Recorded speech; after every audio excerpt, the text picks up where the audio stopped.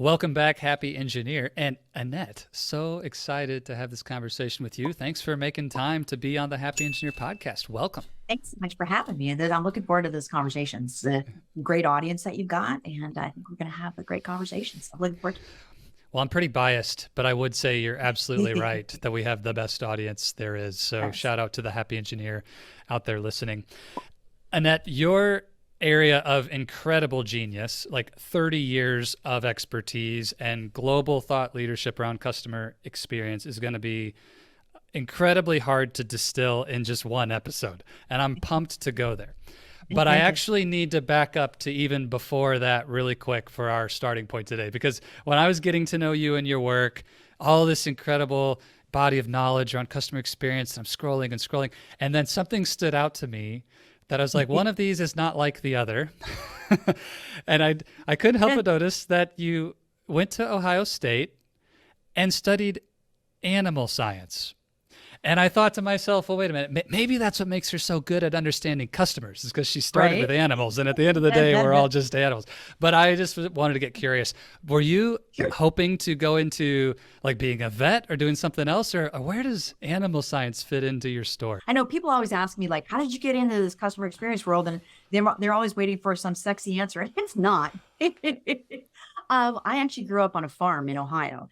I love animals. We had sheep, we had beef cattle. I used to show horses, all of it, right? Oh, cool. And I wanted to be a veterinarian. I really did. And it was 3 years into my stint at Ohio State when I was like, okay, a couple things. First of all, 6 quarters of chemistry. I mean, it's like getting into med school, and chemistry is my kryptonite. Ooh. That's And tough. it was still a boys club to get into. So if I wasn't going to master, like if I wasn't going to come out of my undergrad with a 4.0 or better, the chance for a woman to get into vet school at that time was going to be really rough. And so I was like, okay, well, I just need to pivot a little bit. And that's how I ended up out here in Southern California and finished up my degree at Cal State and management. So here I am. So that kind of led me down this path. Yeah. So you grew up around animals on the farm. What's That's- your favorite animal now? I love all animals, right? I mean, we had horses, cows, sheep, chickens, ducks, geese, cats, dogs, you name it. We had it. And we had a lot of Okay. them in the house too when they were, Yep. chicks and ducklings and goslings. And we had lambs in the house. We could have a whole podcast about life on the farm. Okay, But wait, my favorite animal, let's do one story. Annette. Let's do one. I know the engineers want to hear about customer experience, Okay. but I want to hear about the farm. So one great farm story that just to you, it's like, this was a moment I'll never forget.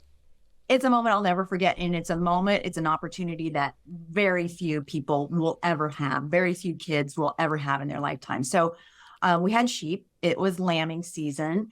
And there I am sitting in school and doing my classwork. And I get a call from the principal to come to the office, right? And it was my mom on the phone saying, hey, I've got to come pick you up. You're coming home because a couple of the ewes had land and one of the mamas had died and we needed help. And oftentimes they had twins and ours often had twin lambs. So she's like, you need to come home and we need somebody to take care of the new lambs and bottle feed them throughout the day and everything. And so it's like, how many kids get called out of school to go home and take care of the babies, right? Oh, So man. it was just such a cool experience. And that happened, it happened multiple times. But again, I always say, it's one of those things growing up on a farm, you have so many experiences that most people will never have in their lifetime. Wow. So, but that was a fun one. That's a great memory.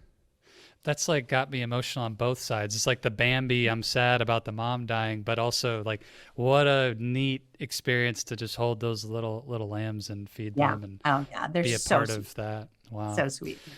All right. Well, as much as I want to tell more farm stories today, I know, right? I do want to get into then this transition. So you go out to Southern California, you finish your management degree, and you stumble into the world of the consumer, customer experience. And so just tell us the ignition point. Where did that first become a passion or something that you really focused your expertise and career around?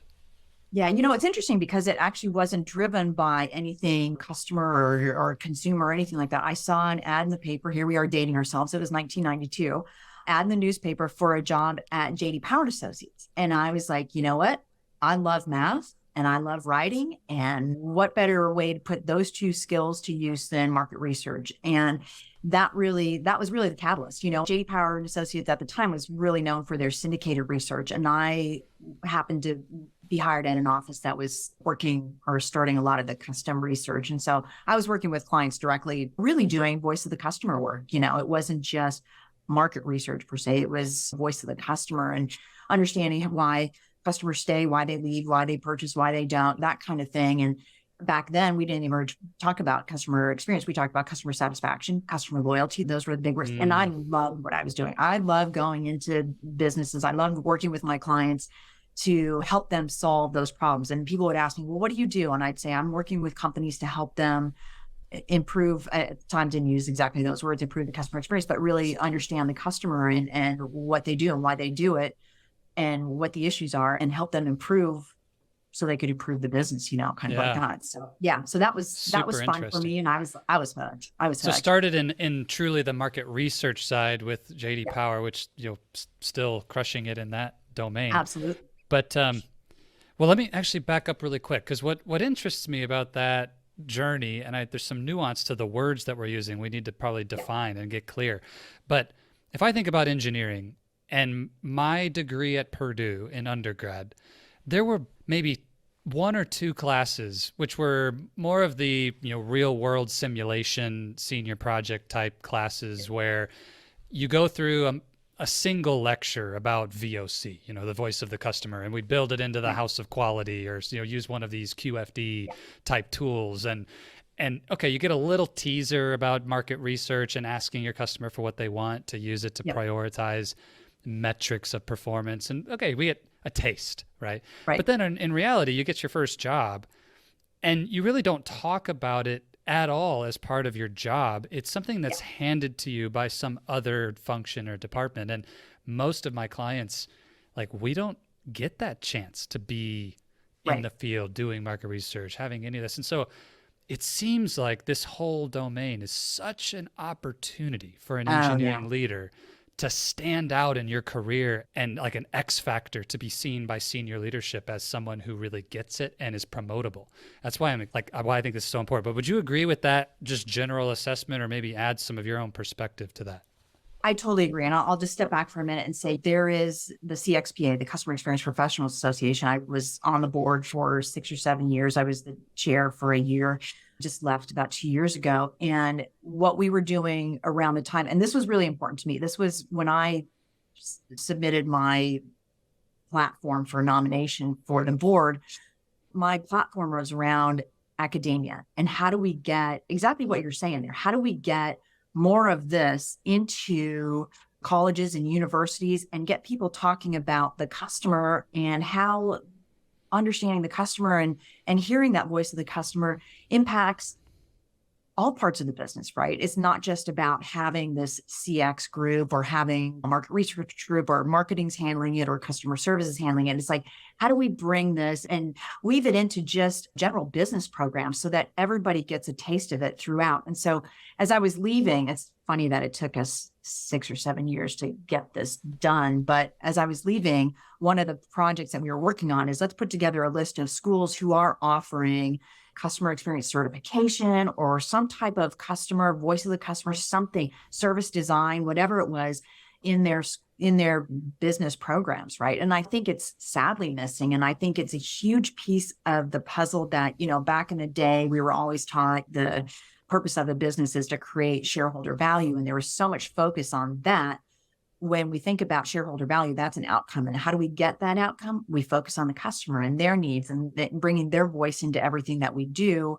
And so it's seriously time to shift that thinking and shift how things are done in colleges and universities. And that voice, that the customer has to be built into all of that. And I'm surprised that we're still not seeing that globally, nationwide, globally, whatever. So I absolutely agree with what you're saying. Yeah. Yeah. I mean, I think engineering programs have come a long way in that regard in terms of like, hey, at least it's on the syllabus in some of our coursework, but it's certainly not a core priority of the degree program. And then it's very company dependent, I guess, in terms of how much that culture has been brought in, which is, of course, what you're doing now. So, huge. Okay. Well, that said, really quick, help us understand the difference. And you made a distinction a moment ago that in the old days, so to speak, we talked about satisfaction and loyalty. Yeah. And now you're using the term customer experience as the kind Yeah. of driving brand of the work that you do. So would you help us understand the difference, or maybe the model, and how to think about this? Like, is customer experience the umbrella that captures it all, and satisfaction and Yeah. loyalty are part of that? Or maybe just give us the landscape. What are we really talking about here? Yeah, it's exactly that. So customer experience, the way that I define it is it's really the sum of all the interactions that a customer has with the brand over the life of that relationship with the brand, but also the feelings, the emotions, and the perceptions that are elicited by those interactions, right? That's probably the biggest part of that. Whoa, Customer whoa, whoa. That satisfaction. was an Oh, awesome definition. Say that again a little bit slower, because I think that okay. really, that was super powerful to encompass, I mean, in one sense, the true breadth of what we're talking about here. So Yeah, say it's that again. everything.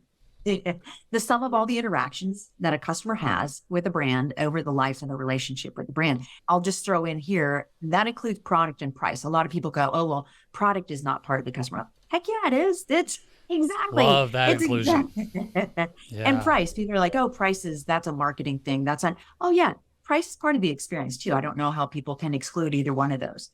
But then when you think about that part, the interactions, and then combine that with the feelings, the emotions, and perceptions of the brand of those interactions, or how the brand is performing in each of those interactions. That's the big piece. It's the umbrella, as you say, right?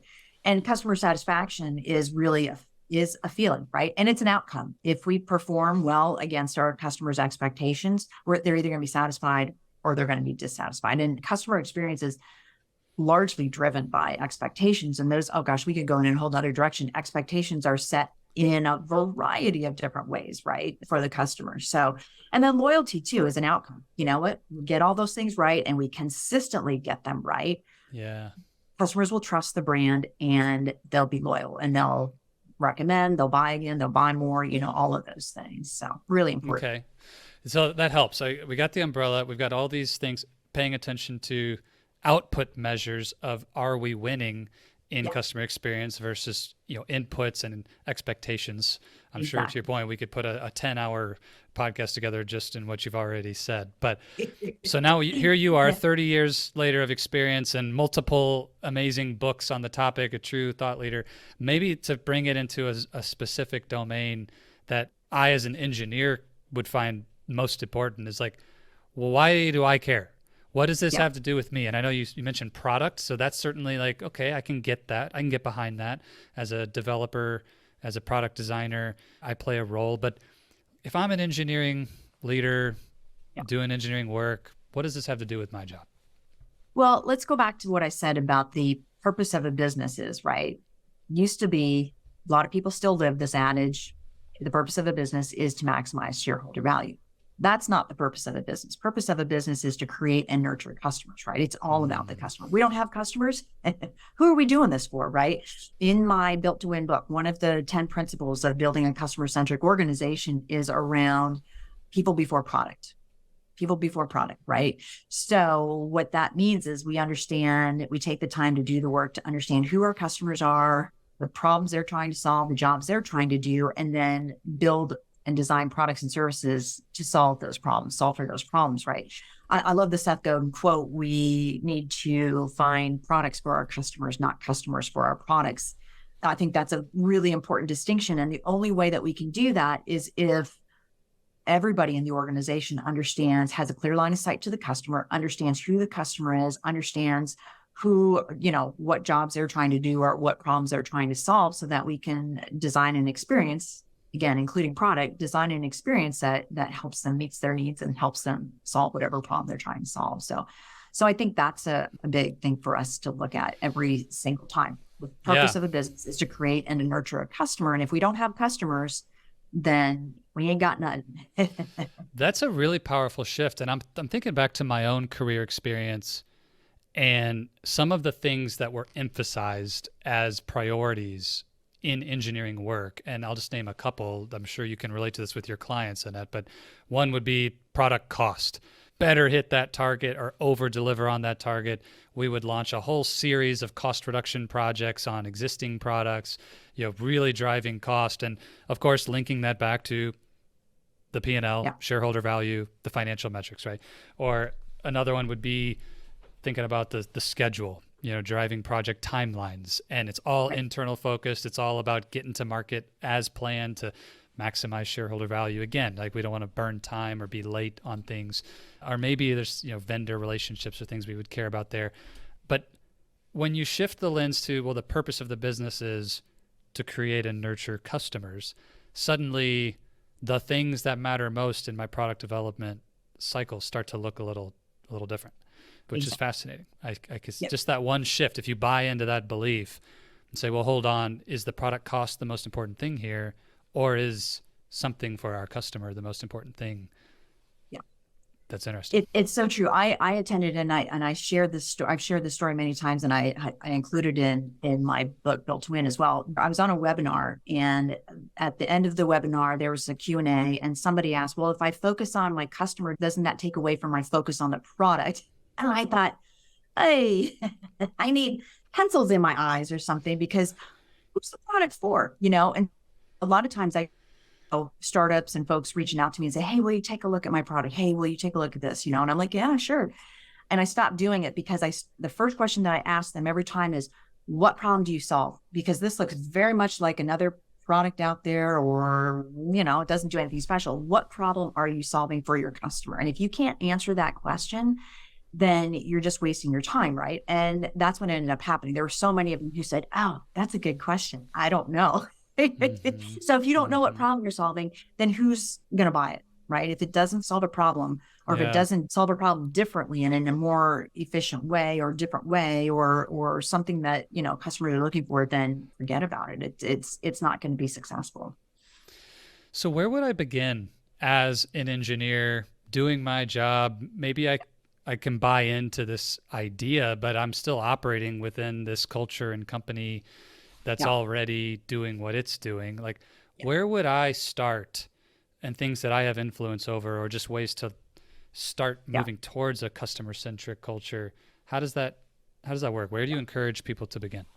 Well, interestingly enough, you just said culture, and that really has to be the foundation and leadership. But let's just talk about the purview here that you as an engineer have, right? You have the ability in your department, in the work that you do, to get everybody to start thinking about this differently and saying, hey, you know what?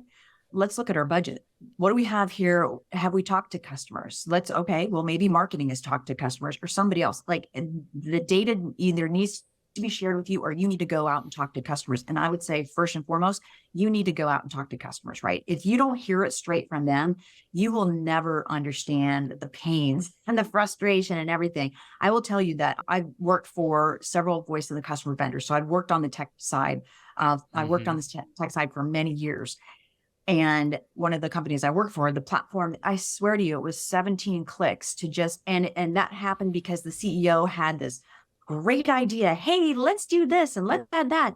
And customers were miserable. They're like, that is, why would you even change that? And why is it so painful? Why does it take literally 17 clicks to get done what you need to get done?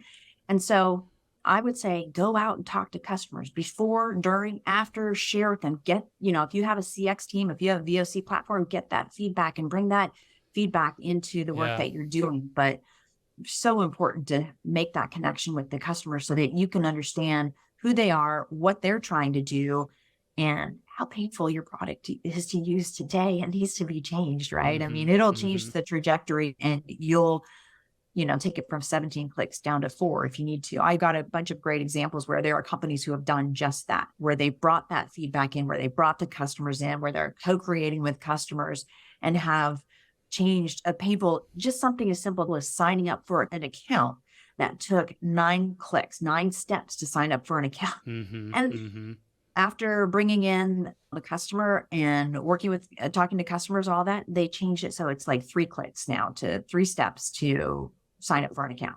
Yeah. Way different experience, right? People don't abandon, people don't go, okay, well, there's got to be a better solution out there, or I don't want to use this, or I can't use this, those kinds of things. Yeah. So 2 things I'm curious about. One is, I've found that the skill set of actually getting meaningful data from customers is not as straightforward as you think. It's like, Right. yes, you can just go talk and watch, and there's certain things you can Yeah. gain through osmosis, but how you engage in those things can make a big difference in terms of actionable insights and data versus just a plethora of data that nobody really knows what it Yeah. means.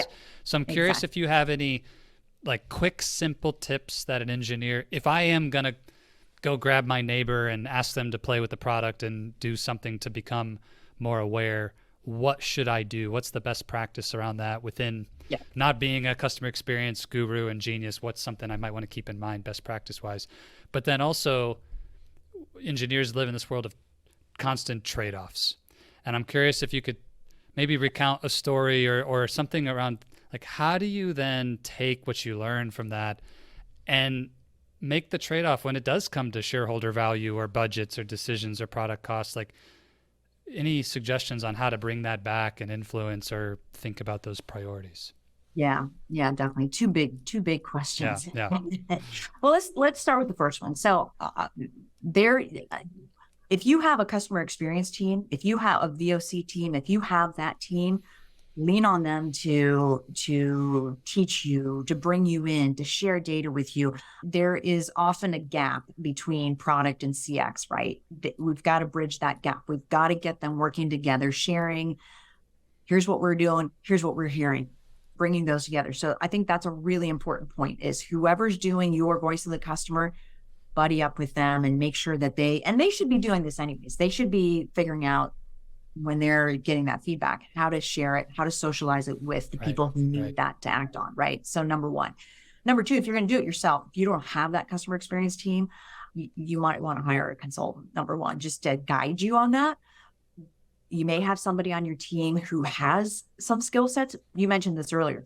To get better answers, you need to ask better questions. You need to ask the right questions, and you need to do it properly. And so I think that's a really important factor, is to ask the right questions, observe. But I think the things that you need to talk about are, first of all, we need to understand the persona. Who are you? What do you do day to day? How would you use this product? What problems are you trying to solve? You need to understand the persona first and foremost.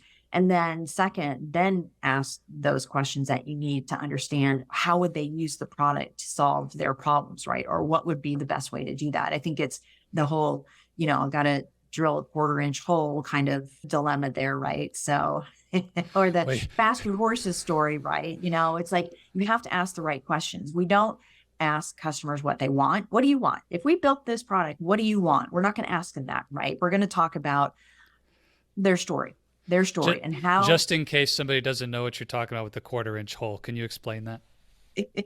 I'm going to screw it up because I always do. It's like, people think that you go to a hardware store and you're like, hey, I need to buy a screwdriver or whatever, or I need to buy a drill or whatever. Instead, you should be saying, hey, I need to drill a 1/4-inch hole, because there are many ways that you can do that, right? There are a bunch of different ways that you can skin that cat, for sure. So, and the same thing with the Ford story about, if I ask customers what they want, they say they want faster horses. Well, that's not what they want. They want to get from point A to point B in an hour, not 7 days. Yeah. So faster horses isn't and by the way, we're not going to talk about skinning the cat. So that's not a problem we're trying to solve here. So, okay. No, I get, and honestly, this is a humbling just awareness that, just like any engineering skill, there's a difference between doing the thing and doing it in an exceptional way that's going to get immediate, fruitful, actionable results. And I think just maybe for us as individuals to recognize, where is our competency gap, and go get the support you need and take responsibility for that. And I really appreciate the reminder. If you have that team inside your own company, just go ask, go be proactive. Don't wait for them to communicate it to you. Go be intentional, get what's there. I think and I'll make one other point too. One other thing is, once you're designing your product and you've brought that voice in and brought the customer into it, I think one of the important things is that you've got to prototype, test it with the customer before you roll it out. Don't even think you can go and roll it out. Prototype it and then test it with your customers, get their feedback at that point, and then iterate, right? Because it may not be there yet. So I know that you've got a calendar. It's like, we need to launch by August 1st. Okay, well, you know what, it's still not working the way that it should. And what it's going to do is it's going to annoy your customers, it's going to frustrate customers if it's not there yet. So make sure that you build in enough time to have that prototyping and testing and iterate with your customers before you actually launch. Otherwise, it'll create frustration that'll drive them elsewhere. So in the spirit of culture, one of the things that you talk about a lot that I want to kind of take an engineering lens on this, I think is super important, is this idea of employee experience and customer experience. And lots of spotlighting is beginning to happen on customer experience thanks to work like yours. But employee experience being linked to that is something that's, at least from my experience, not commonly discussed. So many engineers come to our company for coaching and support because they are frustrated and burned out or just disenchanted with the company that they work for, and they're looking for new opportunities where their employee experience will be better. And so I'm really curious if you could explain the link between these two ideas and why employee experience is such an important part of the picture. Yeah. I think we saw it really well over the last 3 years, right? If employees are happy, if their employees are not happy, employees are not engaged, employees are burned out, employees are not taken care of, customers feel it, right? Employees are like, forget this, I'm out of here. And then, we have no staff to serve our customers. So I always say, here's the connection. And I always say, if you're doing this right, and people always say, put your customers first. It's actually put your employees more first. They're both important. Put the people first, right? That's why I say people before product, people before metric, people before profits. If we put the people first, then the outcomes, they will come. But if we don't have employees to design, sell, service, implement, install, train, support, all of that, who's going to do that? And so we need to make sure that employees are well taken care of so that the customers will be well taken care of. There's a lot of cliches and quotes and all of that out there, but we've seen it. The last 3 years have been proof that there is a connection. And the crazy thing is this employee experience thing has been around for a long time. I read a book probably about 2 years ago that showed that 80 years ago, there's research from back then that says that the employee experience was such an important part of the business and how it connected to the customer experience. So it's funny to me that, and your point is spot on, that companies still don't make that connection. I worked with a client a couple of years ago, and I was sitting in on one of their leadership team meetings, and we had this exact conversation. Employee experience drives customer experience. What? And the guy sitting next to me leans over and he goes, you know what? I never even thought about that. Thanks for bringing that up. It's like, wow. Wow. Who really serves your customer, right? Who builds the products? Who sells the products? It's your employees. And if you don't have employees, you're done, right? You're done. Yeah. So. And I don't know if this is like a devil's advocate kind of thing or what, That's but okay. This is the engineer in me coming out, just to be totally honest with you. Like, I bet if an HR person was listening to us talk right now, they would say, of course, and this is why we work so hard on employee experience. We have all these initiatives and we have all these employee resource groups and we talk about all this. And of course, this is true. Everybody knows it's true. And like, this is old news. But right. I know from having talked to thousands of engineers directly over the last years as a coach, that they would say, really? You knew that? Because my experience sucks right now. I'm being overworked. Yep. I feel underpaid. Like, you're letting attrition go crazy. And I have the job of 3 people from 2 years ago. Yep. And we haven't done anything to fix that. And I'm burning out. You must not care about your customer at all because I feel like you don't care about me. Yep. So here's the question. Where's that disconnect? Why do people who live in the world of HR and whatever maybe have positive things to say that we know this, but the experience on the ground is not happening? What do you think? Yeah. So there's a couple of things. First of all, HR versus talent and culture. 2 very different types of leaders in that organization, right? So HR, very focused on benefits and hiring people and recruiting and all of that, right? That's HR. Also, HR does surveys and they think, hey, we checked that box. We did employee engagement survey. Oh man, don't get me started on that. I have a great story on that one. I had a client a few years back where they did this employee engagement survey quarterly. And I will tell you, never do your employee engagement surveys quarterly, because what I ended up finding out was, well, first of all, they did nothing with the data, which happens most of the time. But second of all, the employees themselves, they're would pick up on this pretty quickly. Obviously, you're not doing anything with the data. So they would actually take their surveys and they would save them. And then when the next quarter came around, they would just copy and paste and just put the same stuff into the survey. So it was pointless, right? So that's why we started to see the emergence of like VP of talent and culture, or culture and talent, right?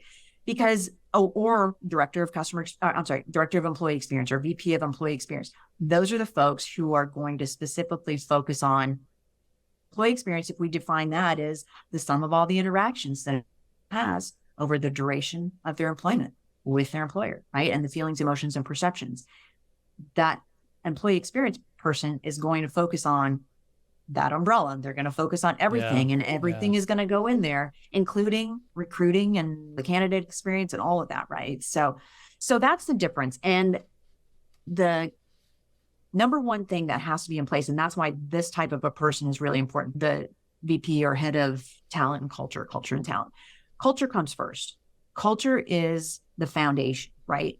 If we get the culture right, the experience for the employees is going to be so much better than if we don't have the culture right. And it's really there was a great quote that I saw this morning. I'm going to grab it because I printed it out because I thought this is it right here. Culture is not an initiative. Culture is the enabler of all initiatives. And I was like, yes, amen, right? Culture is the enabler of all initiatives. Culture is the enabler of all good things or all bad things. So we have to deliberately design the culture that we want. And that culture should be one that's people-centric. In my book, I talk about customer-centric, but to be customer-centric, we have to put employees more first. And so it really is about putting people first. So that's what I'm seeing. That's what I'm seeing is there's this start of some title role around employee experience, but that talent and culture, if you see that in an organization, hopefully that means a person gets it and their focus isn't just on benefits and comp and performance reviews and, recruiting. Yeah, that's a good distinction. And I guess, just to bring it then all the way back to the individual engineer, if I was having that conversation, said, you can't rely on someone else to take care of all this every time. So at some point, we got to start right where we are in our department with our team and take responsibility for the culture we're creating. If you follow the whole thread of this conversation, it's like, look, if you individually, let's just take a selfish lens for a second. Like you want to get promoted. You want to be a VP of engineering one day. You want to be CTO, or you want to start your own business and be in a startup and be a unicorn, whatever it is. Then customer experience is something you need to take seriously. Okay. Absolutely. Well, if you believe that, then take Annette's second point here, that employee experience drives the customer experience. So we need to take that seriously. And that can start with you right here, right now. You don't have to wait for the VP of whatever their title is going to be to fix it for us. Absolutely. And it's a great point too, because culture can happen a couple of different ways, right? It's the one you design or the one you allow. And I always say that, right? And I always say that the culture is driven from the top. It really is 99.9% of the time. But when there's a situation where sometimes there has to be this grassroots groundswell, and as engineers, we can start that in our department. And then we can start to talk to other departments and our friends in other departments and say, this is what we're doing. So getting that grassroots groundswell to start it from the bottom up, a good culture, right? A lot of times we've got different cultures, different teams, but ultimately if it's driven and it's created from the top down, those cultures will all roll up into the bigger overall corporate culture too. If you have that corporate culture that's set, your subcultures on your teams should be right in line with what the corporate culture is. Mm-hmm. I know some people will hear that, culture is 99% driven from the top and be discouraged. Like, well, I'm only a manager. I'm 8 levels from the top. How will I ever make a difference? But at the same time, let that be a part of your vision, right? It's like, you may not have the big influence today, but that's part of why you must succeed at getting to the top so that you can be a change agent for that culture. If this kind of lights your fire. So, well, Annette, really quick, I know you have multiple amazing books, but tell us about Built to Win, your newest book, and kind of like what is in there that might be the kind of things we need to buy into and get familiar with as engineers to help advance. Really quick, I'd love to hear about what's in the book.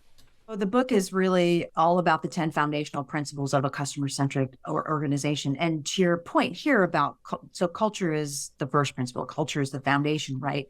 That's a great chapter for you guys to read. I think that'll give you some inspiration in terms of what you need to do for that groundswell, right? If for Cool. to start it in your department and move it through the rest of the organization.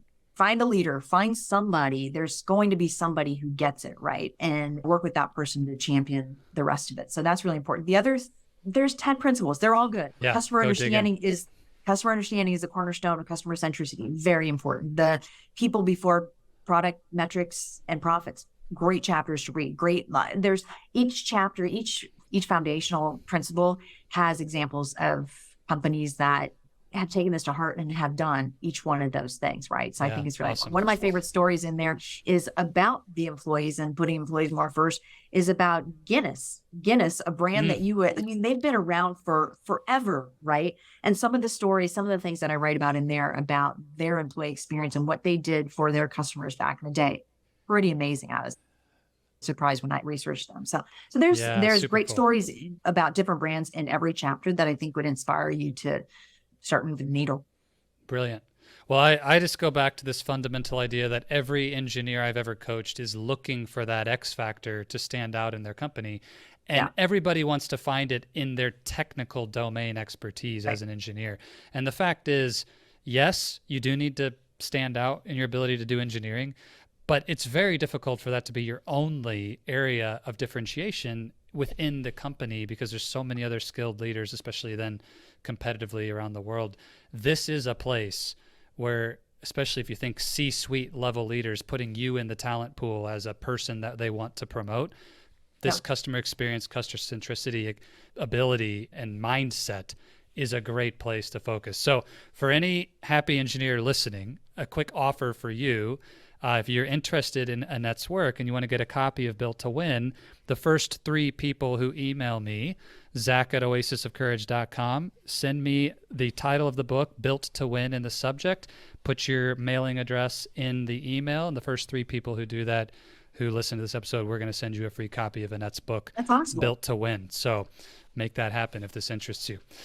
And I agree with what you said here. Like this book will differentiate you, right? If you're wanting to move up the corporate ladder, like you said, CTO, start your own business, whatever it is, this book will differentiate you. The things that you learn and how you think about things differently, I think it's powerful. So, awesome. Thank you for that.